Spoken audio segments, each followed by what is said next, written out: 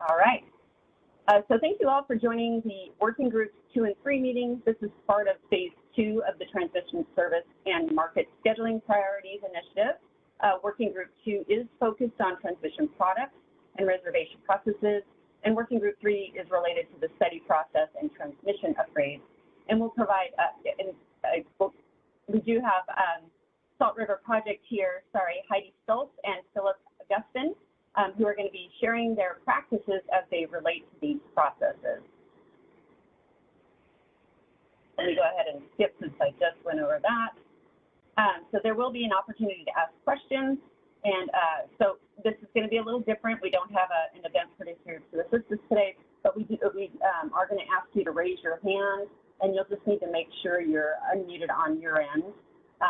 The hand icon is actually located next to your name in WebEx, so just click on that if you do have a question. And just a reminder to introduce yourself before asking your questions. So we are recording the meeting, and I will post the video file out on the initiative webpage. Just a reminder to please contact the ISO before reprinting any of these related transcriptions. These working group discussions are intended to foster open dialogue, sharing of ideas and perspectives, and overall brainstorming on the different topics in the subgroups.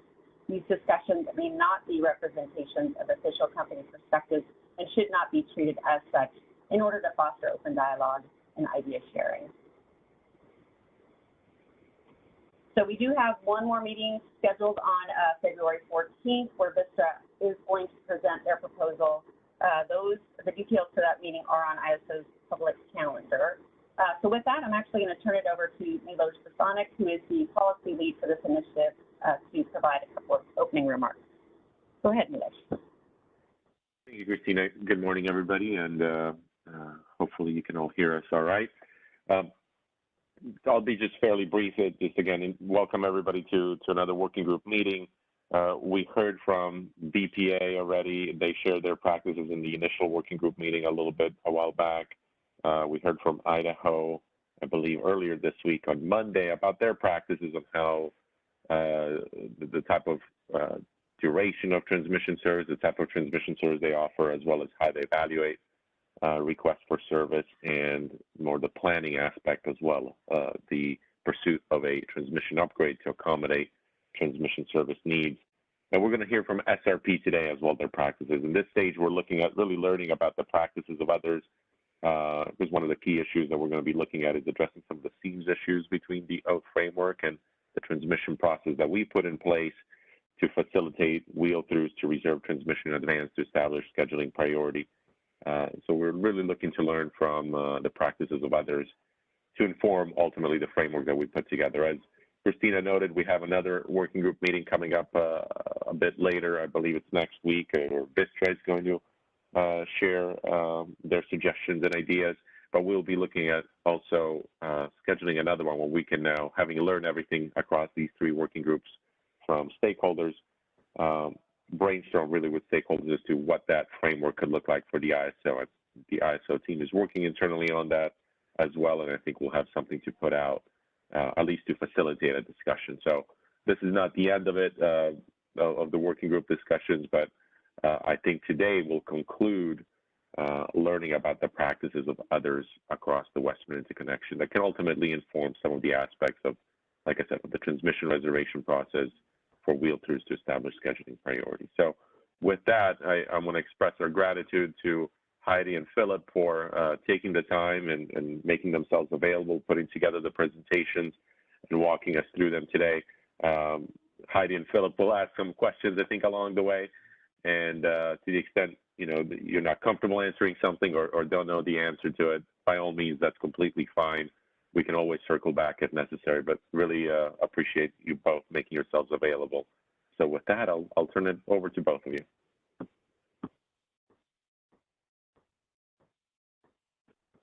And you'll just need to make sure you're, there you go. Good morning, Heidi. Go ahead. Good morning. Can you guys hear me? We can, thank you. Okay, perfect. Good morning, happy Friday, everyone. This is SRP's presentation on Transmission Service and Market Scheduling, Priorities Working Group 2 and 3. And next slide. I am Heidi Stoltz. I'm a Senior Transmission Scheduler and the scheduling and reliability services here at SRP. I've worked for the company about 23 years and have been on the transmission side of the company for about 4 of those years. I will be presenting the Working Group 2 section of the transmission products offered and the request for service. Philip Augustine, Principal Engineer in Transmission Analysis, he will be presenting the Working Group 3, the study process and upgrades. Please know that we may call on various SRP subject matter experts throughout this presentation who are on the line to answer any questions. And if we don't have the answer to certain questions, we will definitely provide a follow-up for those. Also, all the information presented is based on SRP using Mod 29. Next slide. Okay, for the transmission products offered and the timeframes, we have firm and non-firm. For firm, we have hourly, daily, weekly, monthly, and yearly, up to 3 years with rollover rights. For non-firm, we have hourly, daily, weekly, and monthly. Next slide. For submitting requests for transmission service, that is all automated through our OASIS webpage. You would have to be a customer of SRP. If you weren't a customer, we would need to get you set up before you can submit the request for the transmission service request. It is on a first come, first served basis. Contracts are required for long-term requests. A long-term request is anything from 1 to 3 years. And to have the rollover rights, you would need to have a 3-year contract. We do bill monthly for all service requests. For renewal notifications, we require 1 year in advance. So if you had a 3-year transmission service request contract with us, we would be reaching out to you around that 2-year time frame to see if you wanted to go ahead and continue on with that. Next slide. The evaluation of requests for transmission service as far as long-term versus short-term. The short-term is fully automated. For long-term, it's automated up to the SRP receipt, and then it's manual following that SRP receipt. It basically manually processes for all the ATC, the available transfer capability, and then requires a long-term service contract. And then once a long-term contract is executed, then the TSR is confirmed. For firm versus non-firm, there is no difference in the evaluation process. Next slide. Publicly available reservation information. SRP's process is fully transparent on our OASIS site. This is just a screenshot of our OASIS homepage. Any information you would want to know or need to know about our transmission service request process is here on this site. Next slide. The process for requesting and evaluating long-term service requests. Does it need to move to a study even if it can be accommodated from the ATC perspective? It would not need to be moved to a study if the ATC is available. The only time it would actually need to move to that study is if the ATC is not available. Next slide. The minimum time frame for long-term transmission service request. What duration is required for long-term transmission service request? SRP does require a 60-day minimum lead time. So that just means that when you want to get a yearly reservation, we would need 60 days in advance or lead time to get that all squared away for you. The maximum lead time is 3 years, and long-term is considered 1 to 3 years in duration. Next slide. The minimum time frame for long-term transmission service request to trigger an upgrade. What is the minimum time frame duration of a long-term transmission request for SRP to deem it sufficient to support a system upgrade? SRP's minimum duration for long-term transmission is 1 year. Therefore, any long-term request could trigger a study. If SRP did not have the ATC, the customer could request and pay for a study to determine necessary upgrades. This is the conclusion for the Working Group 2 part. So if you guys have any questions on this portion, we can go ahead and pause and take those now. Okay, so you can raise your hand. There's a hand icon next to your name. Looks like Milos does have questions. Hand icon next to your name in WebEx. If you just dialed in, you can press #2. Let's see. And by the way, you'll just need to unmute yourselves on your end. So Milos, why don't you go ahead? I don't see anybody yet, but go ahead and ask your question. All right. Sounds good. And good morning, Heidi, and thanks again for the presentation. Hopefully this buys time for some folks if they have questions as well. But maybe if we can go back to slide 5 for just my first question, when we're talking about the requests for transmission service. And I think you noted that these are automated on Oasis, and you have the screenshot here. Let me just ask, is the submission of that transmission service request, is that the look of that screenshot that you have on the right-hand side? Is that kind of on Oasis? Can you submit it over Oasis, or is this a document that you kind of download an email, or is everything kind of done through Oasis? You fill that out, click a button, and it goes to you. I believe that needs to be emailed to us. So you can download this off of our Oasis site, and then you would need to send it to our group, the Scheduling Reliability Services group for the contract. Yes. Okay, and is that this screenshot that you have here, is that only for long-term requests, or is that also for short-term requests, less than a year? Well, short-term is fully automated, so that's all Okay. done through the site. This would just be for the long-term. Okay. And you can correct me if I'm wrong, Reese, but I believe this would just be for the long-term. Yeah, this is just a general application for long-term service, and it's a editable PDF, so you can fill it out electronically, but you would still have to email it to us. You can't submit this form on Oasis. Okay. No, great. Thanks for the clarification. So, Sure. So staying for a moment on long-term service, a year or longer. When you receive this application, they fill out this form, they email it to you. I think you highlighted in a subsequent slide that long-term is a bit more of a manual process for evaluation. I think that's consistent with what we've heard from both BPA and SRP. When you say manual, does that mean kind of the ATC evaluation of it to determine whether you have enough ATC on a long-term basis? Is that an aspect of that manual process, meaning that the ATC assessment is not automated, but you kind of, whether it's through spreadsheets or some other approach, you're manually evaluating whether you have that ATC, available transfer capability, across the path or the flow gates? Is that kind of what we mean by when you say manual? Yeah, that's correct. Because SRP, we only post ATC for a period of 13 months. So if you're requesting like a 3-year thing, there wouldn't be ATC out there to automate it. So that's what we mean by manual processing. Yeah. And if it's not delving too much into detail, just are you kind of using spreadsheets for that evaluation, or do you have some other kind of in-house thing that you've developed to help you with that manual evaluation, or are you just kind of looking at a spreadsheet of ATC across the 13 months and just seeing, do I have enough in light of, other requests? Right. Basically, yeah, we look at a spreadsheet. And it's just because if we automated the process, since we only post for 13 months, it would automatically fail, because beyond 13 months, there is no ATC to accommodate it. Okay. And in your experience, when you get this type of a manual request, I recognize the O, as Idaho, I think, pointed out earlier in the week, kind of lays out certain timelines that you have to respond to a long-term request. I think it's 30 days or so. But in your experience, how long does it take you to evaluate a long-term request for service to determine and respond to that customer? Do you have that long-term service, or do they need some kind of a further study?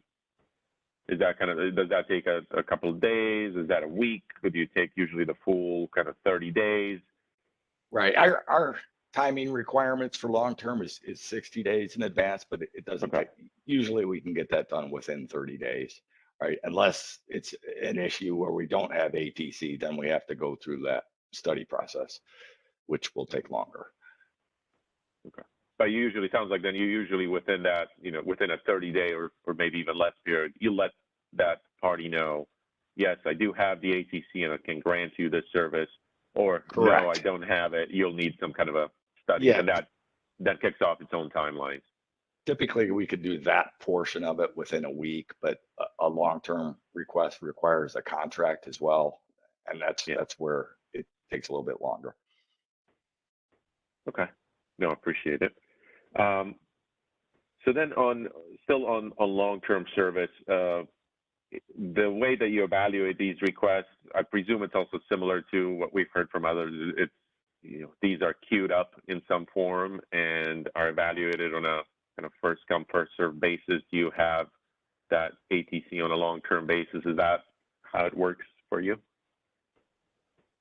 I'm not sure I follow your question. Are you asking if, yeah, typically our requests are processed in order that they're received in a queue.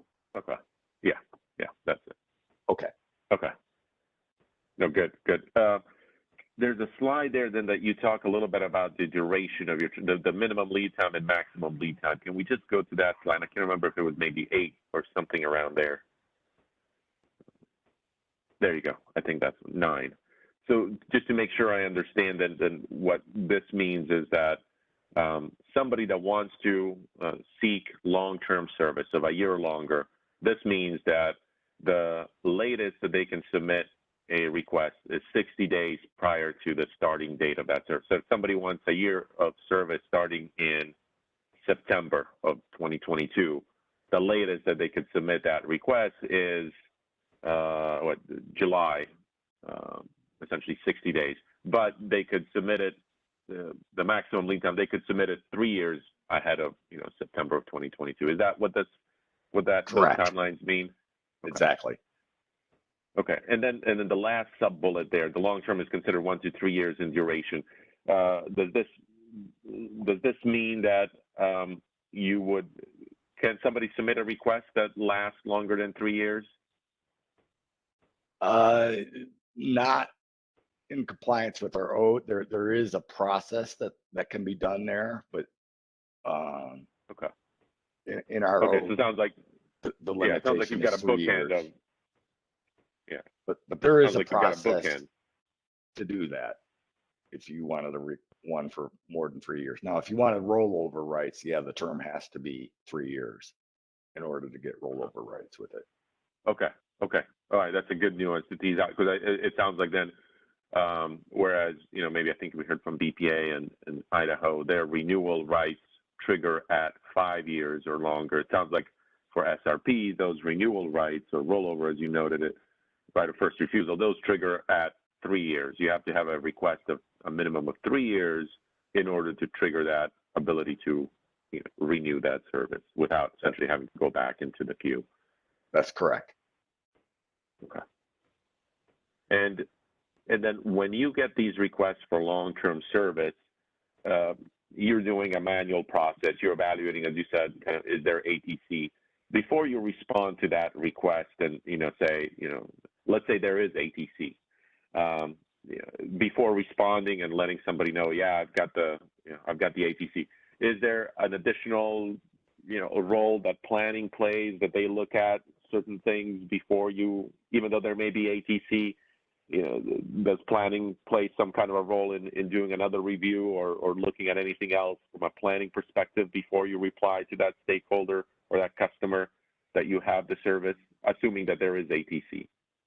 If there is ATC and they're requesting only the 3-year term, then no, there would be no other studies done or anything from planning. It's just only if you're requesting beyond the 3 years, or if you made a request that did require a study because there was an ATC, would planning get involved with that. Okay. No, thank you for that. I think those are all the ones I have on long term. I see somebody else has a question, and I can jump back in with a couple of just short term processing requests. But thanks much for these responses. Christina, I think we can go to others that may have their hand raised. Yeah, it looks like Robert Sparks from ISO has a question. Go ahead, Robert. Just, remember to unmute. Yeah, I think you can hear me. So I wanted to piggyback on Milos's question on, I thought I heard that ATC is only posted out to 13 months, and that so month 14th, there's 0 ATC available. So if you're requesting ATC for longer than 13 months, you have to have a study. Is that the correct way to think about it? No, not necessarily. We only post ATC for 13 months, right? But that doesn't mean it doesn't exist beyond that, right? So that's where we say it's a manual process, because if you put in, you know, a 3-year request, well, beyond that 13th month, it would fail for ATC because it's not posted yet. So that means you do or do not need a study for an ATC request beyond 13 months. No, not necessarily, no. So how do you know if you have ATC beyond 13 months without doing a study? Well, we know all the long-term requests that we have, and we know what our TTC is, right? So we can do the ATC calculation manually beyond the 13-month period. Okay, so the ATC calculation is purely a spreadsheet calculation? There's no power flow analysis?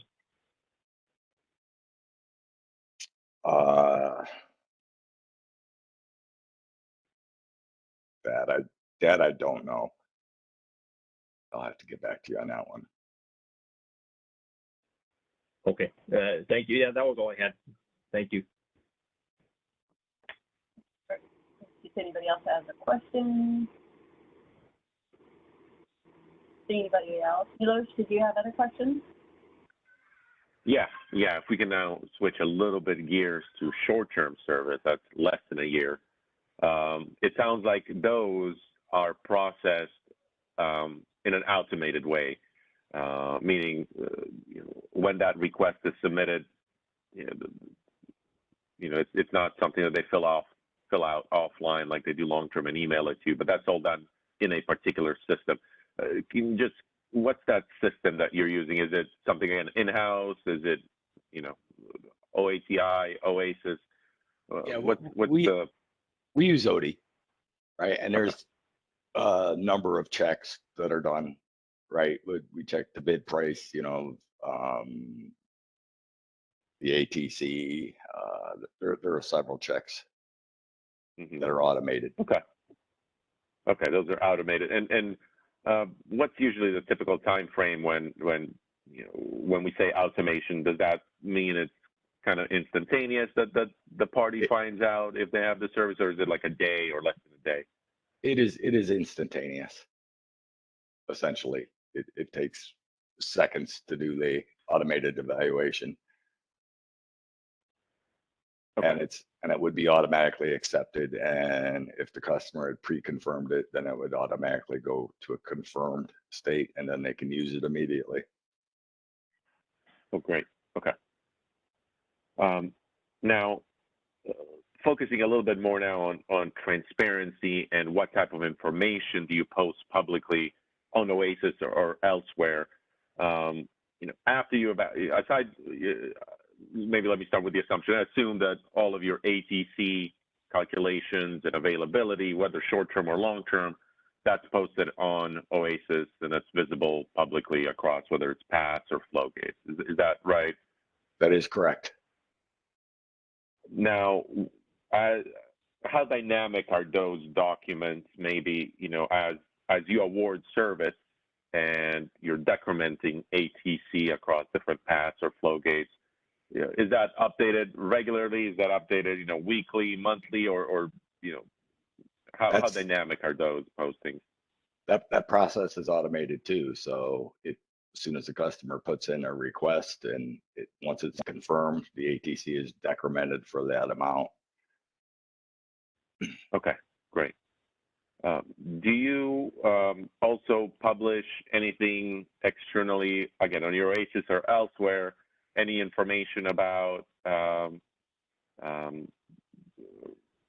reserved transactions, reserved transmission requests? If somebody, submits a request for reserving service and it's granted, is any of that information published? So, for example, a customer X has reserved 10 megawatts from, point A to point B, or is it, anything related to a reservation that is transparent or published on Oasis? All reservations are posted on Oasis. So yeah, if you have access to Oasis and you're a registered user, yeah, you could look up any and all the transactions, the transmission requests that are in our system. Okay. Shifting maybe gears a little bit on renewals, I mean, not renewals, resales. Regarding resales of transmission, do you allow resales of transmission on your system? We do allow it, although we don't have any. But yeah, there is a business practice for that, and we do allow resales as well as transfers. Okay. And granted, you don't have any of them, but I would presume maybe that business practice layout, do you, to the extent those do occur, is that also published on Oasis or elsewhere that, you know, certain parties did a resale or did a transfer, and, you know, Yes. there's some transparency amount to it? Yes, you would be able to see those transactions on Oasis as well, and the business practices are posted there in the documents, right on the left-hand side of that screen. That's where you could find the information on how that process is done, and any resales that we would have, you could go out and look at those up as well. Okay. And then I'll you know, I don't think I see Bonnie Blair, but maybe I'll channel for her because she's asked these questions a couple of times in the last two working groups. But just I don't know if you're familiar with it. If not, you know, we can certainly follow up offline. But just wanted to get a better sense of, and I know I didn't necessarily share this in advance, this question, but about rates.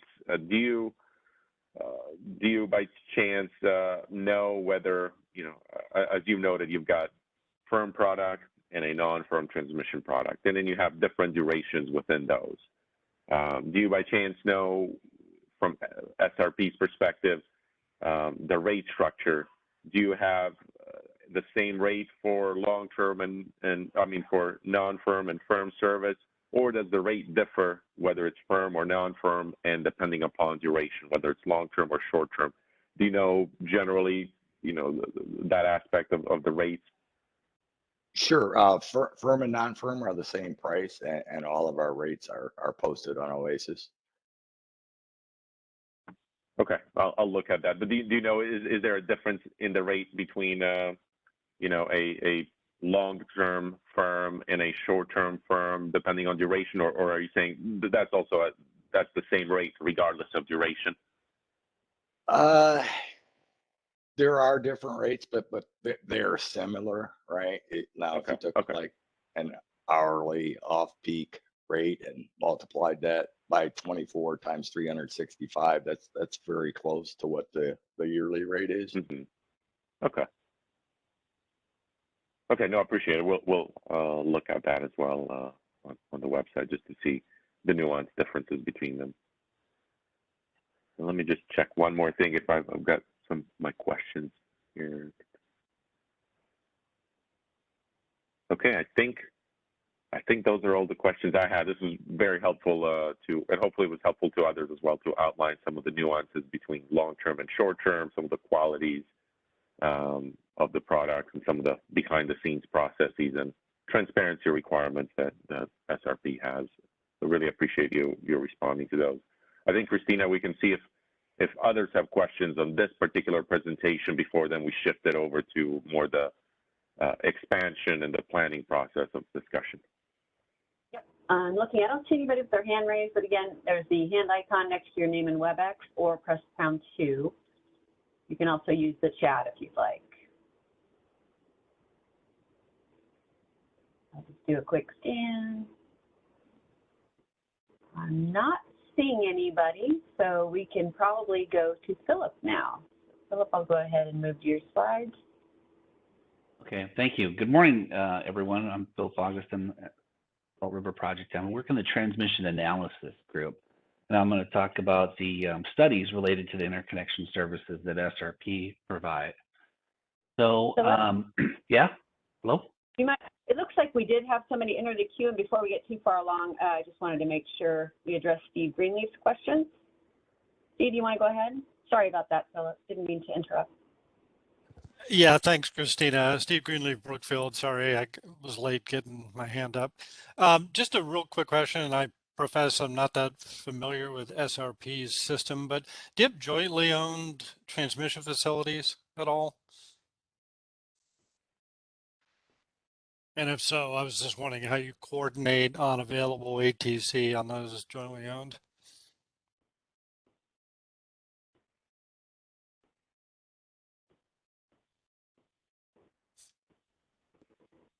If someone's trying to speak, you'll just need to make sure you're unmuted on your end.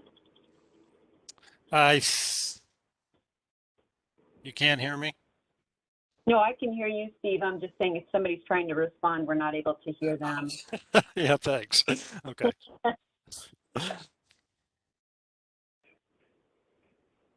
Reese, more or of a Heidi or Reese type of question, how that ATC is coordinated.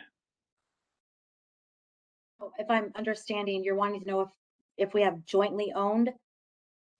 Yeah, I just, like I said, I have to profess I'm not that familiar with SRP systems. So I was just wondering if you have jointly owned transmission facilities. I know obviously there's a lot of multi-owner facilities in the desert Southwest. I was just wondering, to the extent you had those, how you coordinate that provision of service on those. Yeah, Yeah, go ahead, Reese. we do have jointly owned transmission systems, and each owner is responsible for their share. Each owner posts their own TTC and ATC and manages their own request. Right? Which makes perfect sense, but I was wondering, just with respect to that available, is there kind of a need to coordinate on a regular basis or on a reservation per reservation basis to coordinate with the joint owner just on, No, because each owner has its own share, right? So, right, if SRP doesn't have like the ATC on the path that you're looking for, you can look at possibly a different owner to see if they have it. Right? Yeah. Okay. Yeah. And I think I'm just kind of thinking more broadly in part to Robert's question on just power flow analysis. But anyway, thanks for that. I'll go take a look at that. Thank you. Thank you, Stephen. It looks like Bonnie Blair has her hand up. Bonnie, go ahead.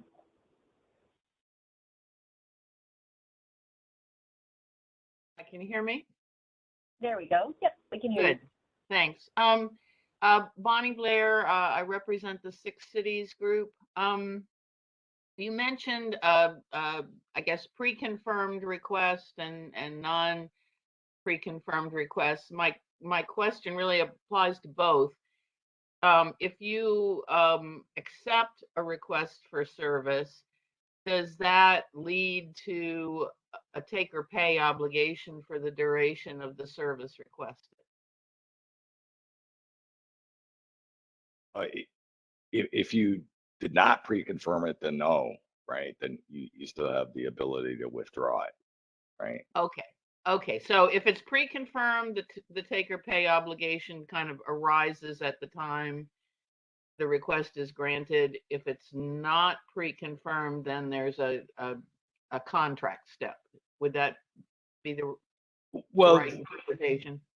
The pre-confirmed on short term, it's just automation, right? Once we accepted it, if you had pre-confirmed it, then that would automatically go to a confirmed status. Now, if you didn't pre-confirm it, then you have to go back in there and take that manual step to confirm it. Okay. And then once it's confirmed, whichever road it travels to get there, then it's a take or pay obligation for the duration of the requested service. So if it's say a request for a month of service, the customer would be required to pay for the full month. Would that be correct? That is correct. Okay, thank you very much. Sure. All right, I think that's all we have in a queue. Sorry about that, Philip. You can go ahead. Okay. So SRP's approach to determine if the existing and planned transmission system can accommodate the TTC request. SRP confirms the TTC ratings for the major paths ahead of every season. SRP also performs a TTC study when a system change, new facilities, load growth, for example, is likely to impact the path's ratings. If SRP does receive a TSR that exceeds the ATC, it would be to the transmission analysis team that would do the study to determine what facilities or expansions or whatever modifications would be required in order to meet that ATC request. The next slide, I get a little bit into that, how that relates to generation. So the type of generation interconnection services, generator interconnections are studied, system impact studies are done on an energy resource basis only. From our tariff, there is no applicability to a transmission service, and there's nothing in the LGIP that shall constitute a request for transmission service. It is a reliability study only, looking at the energy of that generator as it's connected to the transmission system. A customer has to make, and would likely make, a separate request for transmission service, and that may require a study if there's not ATC to accommodate that. I get a little bit more into that on the next slide, where requests for long-term transmission service, they're queued along with the generators that we have in the process. There's only one queue. A TSR study would explore how to increase the path TTC. SRP uses the Mod 29 methodology. Generator interconnections and existing generations, they're all included in that base case. Now, however, if they are located on the receiving end of a path, we might tune down, shut off those generators on the receiving end of the path in order to maximize TTC, and that's consistent with the Mod 29 methodology. There was a question about clustering. SRP follows a serialized study process. We do not do clustering. We'll talk about upgrades on the next slide. So when we identify that there's a need for a mitigation, there's upgrades that are required in order to provide service. One of the first places that we look is what's in our existing, what capital projects do we have on the books, and is there an opportunity to advance one of those projects and meet the needs, both the original needs, for the project, and then also this new need for this, transmission service generator interconnection type of need. Then we would charge that customer for advancing that project. I get a little bit more into those financial requirements on the next slide. So if an entity decides they do want to pursue that upgrade, the financial requirements are, and this is outlined in our tariff, is we require enough funding up front to cover the anticipated design and procurement costs. Generally, this is about 50 to 60% of the total project costs, and then the remainder of that funding is due prior to the start of construction. And as overages and our typical, sometimes it takes longer to do things, that true up process is also indicated in our tariff. And the entity doesn't receive that funding over time for any network upgrades, but if they do go forward with the transmission service request, the entity would be reimbursed through transmission credits once that transmission service begins. And I think that's my last slide. I'm open for questions. All right. So I do see Milos's hand raised. I just want to remind you, if you have a question, there's use the hand icon next to your name in WebEx, press #2 on your phone, or send your question in the chat. So Milos, we'll go to you first and see if anybody else enters the queue. All right. Thank you, Christina, and thanks, Philip. Appreciate the presentation. So just to recap a little bit, sounds like, and I think we heard this in the prior presentation from SRP, that you study requests to the extent you don't have enough ATC. You would study a request of 1 year of duration or longer for potential upgrade needs, or how can that service be accommodated, whatever that study identifies. And I presume, and just to clarify, I think that's at the request of the transmission customer. The transmission customer, after you come back and you say, don't have any ATC, I presume you would ask, do you want a study? And if they do proceed with, if they do want to study, that's the trigger. They have to request a study. It's not an automated, I don't have service, I'm going to initiate a study, but it's at the behest and the request of the transmission customer seeking the service, because they're essentially paying for that study or different studies as they go through the process. Is that right? Yeah, that's correct. And there's also, similar to Idaho's process, there are deposits. They pay for the study. They pay for certain deposits up front. So it's on them to trigger, do they want to move forward with that and identify what the upgrades would be. Okay. And if they say, you identify no ATC, you offer, do you want to study, and they say no, that's where the process ends, right? If they want service again, or they want to explore different paths or different approaches, they would need to resubmit a request and, go through that reevaluation process all over again. Yeah. Okay.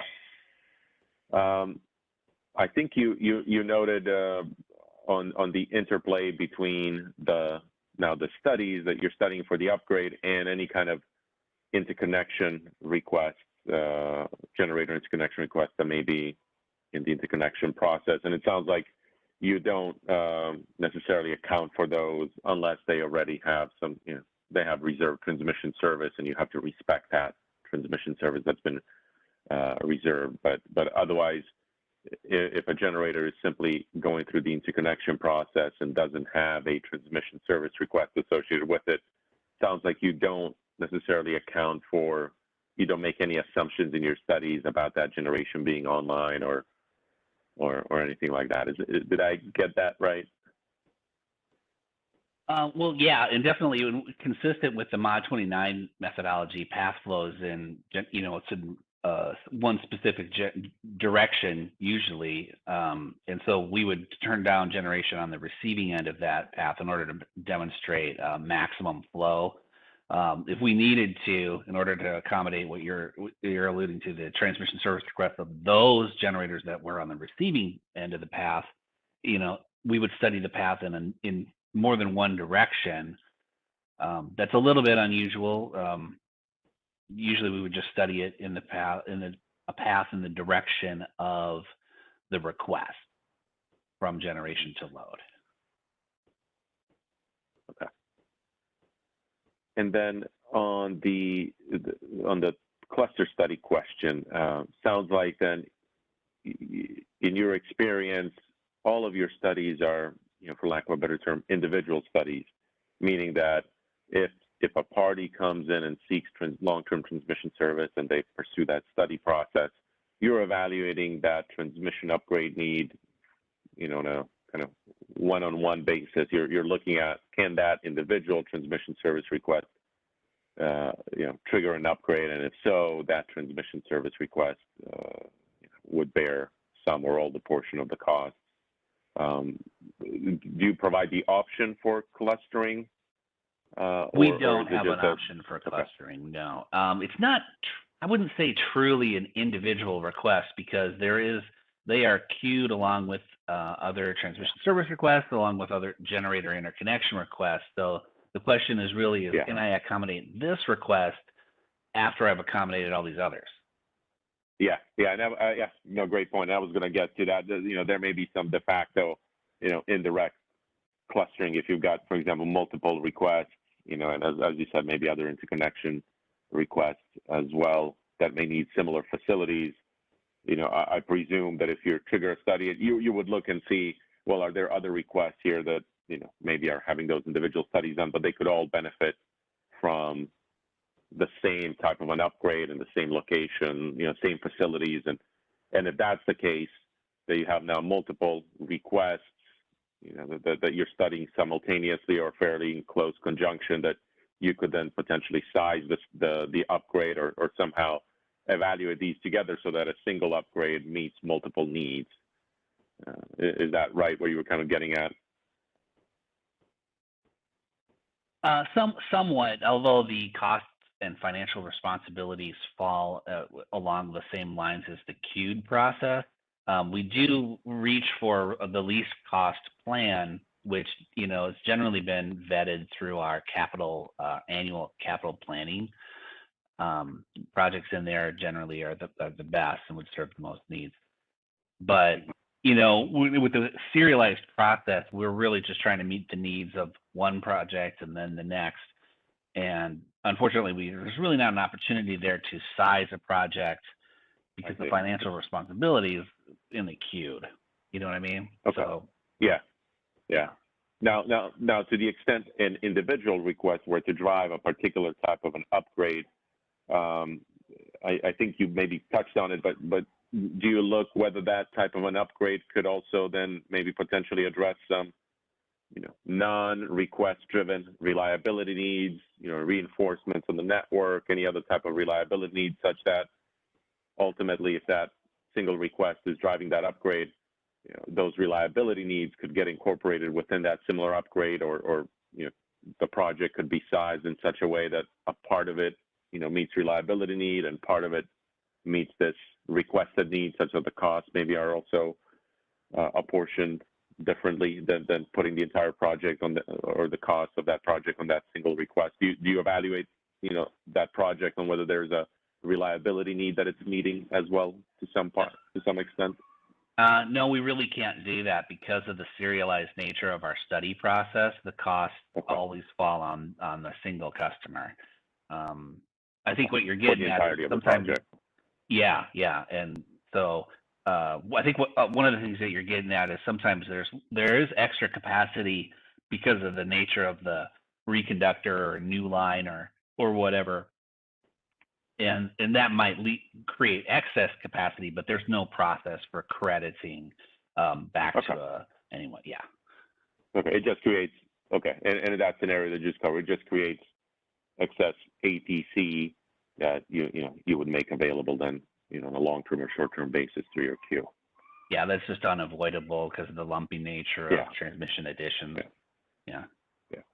Okay, and then finally, just turning to the financial aspect of this, sounds like to the extent that individual request drives an upgrade, they would be responsible, as you have it laid out here on this slide number 17.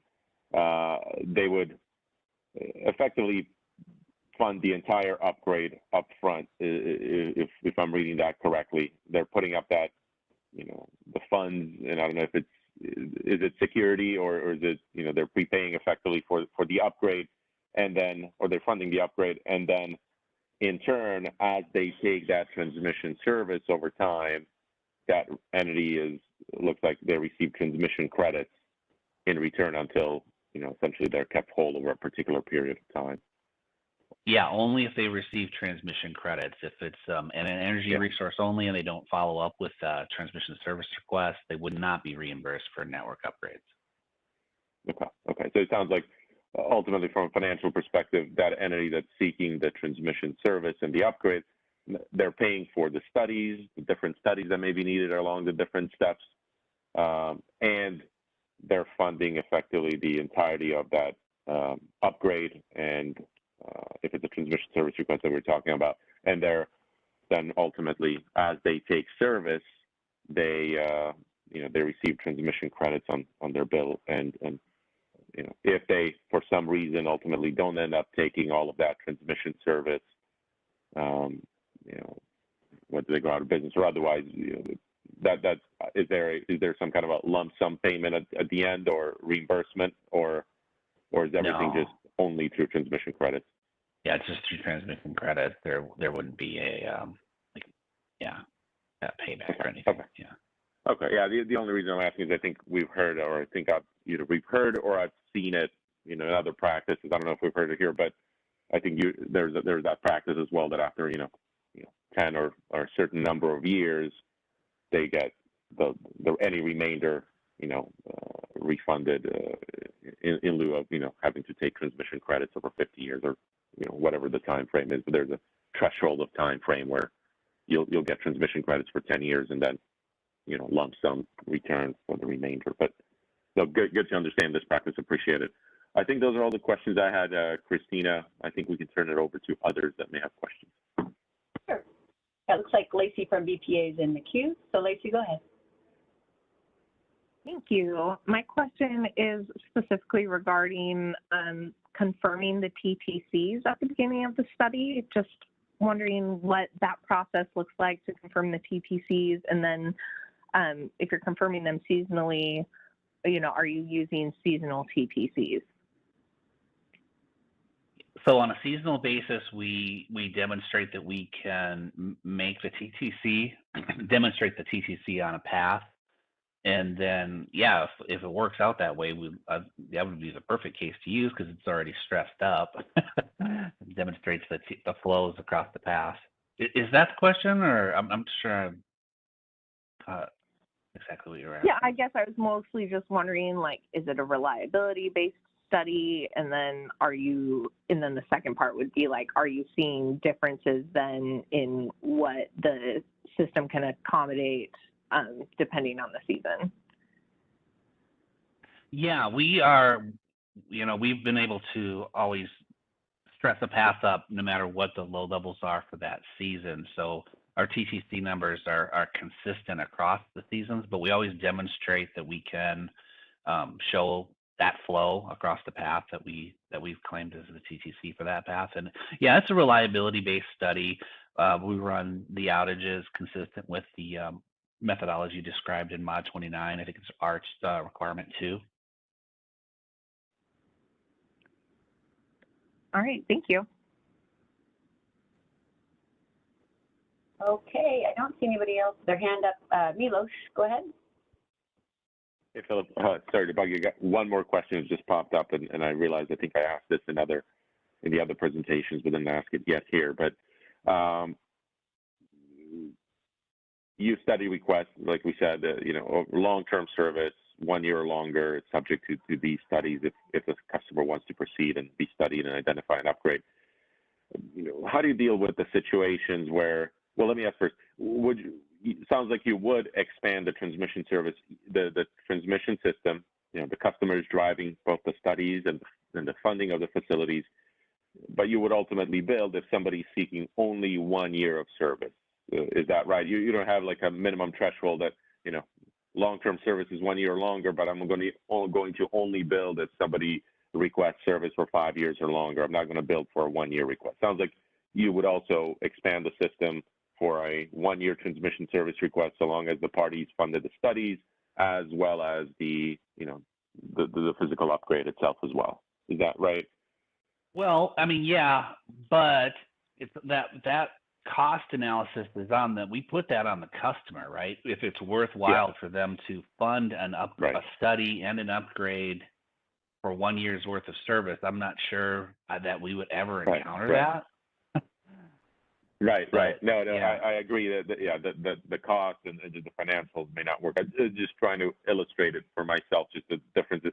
Because one of the things, that we've heard, for example, from some other, and this is more, I think, with the ISOs, RTOs, I can't remember if it was FCP, PJM, or MISO, but one of them, while they do, study requests for 1 year or longer of service, or evaluate, those are long-term requests, they would only pursue, studies and an upgrade process only if the request was, had to come with renewal rights. It had to be 5 years or longer. Otherwise, they wouldn't even bother, going through the study process and the financials and the timing that takes for them, to do all that for if somebody's just asking for a 1 year request and they want to upgrade the system. Mm-hmm. So I'm just trying to contrast here. And I think what you said is consistent with the other transmission providers that we've heard in this working group.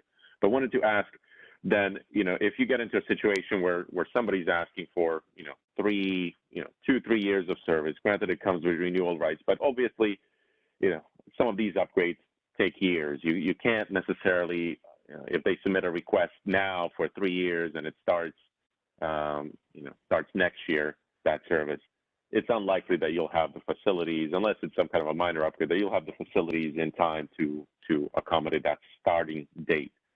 Do you have procedures that or processes that consider that somebody, could potentially would have to move their service start date or defer taking service, as you get through the study? If the study identifies it's a longer upgrade, do you provide them the ability without necessarily having to resubmit a new request and get back into the queue and say, okay, you're seeking 3 years of service, I can't meet your start date, it's going to take 5 years for me to build. I'll give you an opportunity to change your start date so that, you actually, it's more commensurate with when I'm going to have those facilities ready.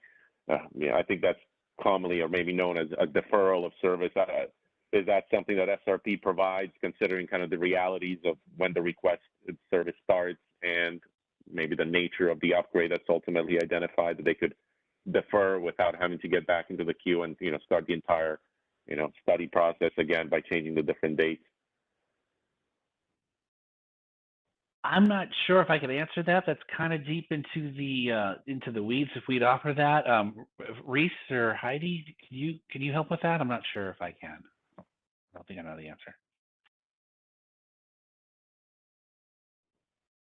I don't know the answer to that one, but we could definitely try to follow up with him. Yeah, no worries. I can follow up with you offline. I know it's maybe not as realistic, but it's one of those challenges, that if somebody's seeking service fairly on a long-term basis in the near future, but the upgrade, it's going to take a little bit of time, trying to see how parties deal with meeting some of those needs, and is it deferrals or is it, resubmit and with a new date, new starting date, and make changes there. But I can follow up offline. See if you may not have encountered those situations yet, so completely fine. Okay, I think we would accommodate either one. Either you could do the deferral, or if we knew it would take longer to do the upgrades in time, we probably just let you resubmit a new request with a new start date. Okay, sounds good. Okay, those are all the questions I had, Christina. Okay, thanks, Milos. Looks like we do have Doug in the queue. Doug, if you could just let everyone know who you're representing, that would be helpful. Yeah, Doug Bocignone. I'm representing the Bay Area Municipal Transmission Group. Just had a question about the crediting process for the transmission service request related upgrades. So am I correct in thinking that the requester funds the upgrades up front, and then once they start taking service, they pay the OAT rate for the service, but then they get a credit of the OAT rate for the service? Is that how the process works?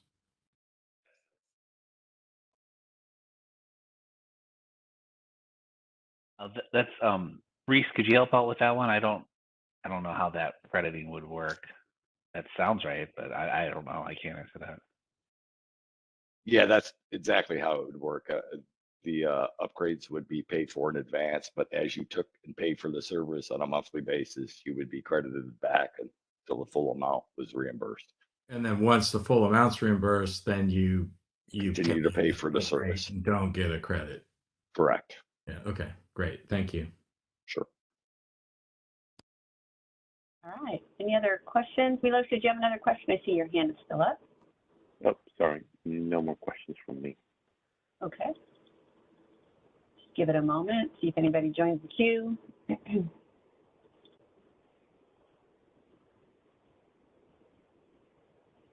All right, I'm not seeing any other questions. All right, Heidi or Phillips, is there anything else you want to add, or Reese?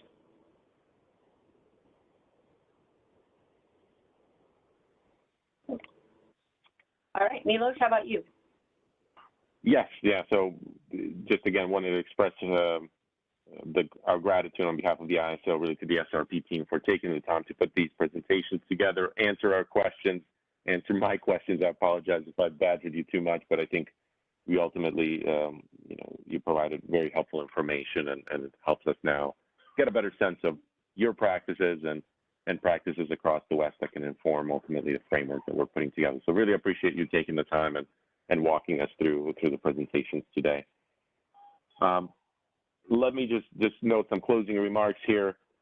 We mentioned at the beginning there's a working group on the 14th that's on the calendar. We'll be looking to schedule an additional one where we can foster a discussion on, now having heard everything, the ISO, I think, will put forward an initial framework, at least to discuss with stakeholders before we put anything on paper, based on everything that we've heard from across all three of these working groups. So we'll be looking to schedule that here in the near future as well. But we certainly appreciate everybody's engagement and bearing with us, and hopefully you found these discussions helpful. All the materials from everything that we've covered across all three of these working groups are published on our website, so I encourage you to look over those. if you have any questions, there's recordings as well as the presentations from the different entities that presented. So we really appreciate all your engagement and look forward to continuing the discussions. And Christina, I'll turn it over to you to adjourn. Okay. I do want to actually just go over one last item. I just want to call to everybody's attention that the ISO did publish their first ever 20-year transmission outlook document. This document outlines long-term infrastructure needs to help enable and accelerate the integration of new renewable resources onto the grid. So this plan, this 20-year outlook, and the draft 2021-2022 transmission plan are both going to be discussed during a stakeholder call we have scheduled on Monday, February 7th. Participation details for that can be found on ISO's public calendar, and both documents are posted on ISO's website on a transmission planning page located under the planning tab. So I just wanted to make you all aware of this new outlook plan that we have published. So thank you all for joining us. Thanks again to SRP for sharing your practices today. I hope you all have a wonderful weekend. Thank you.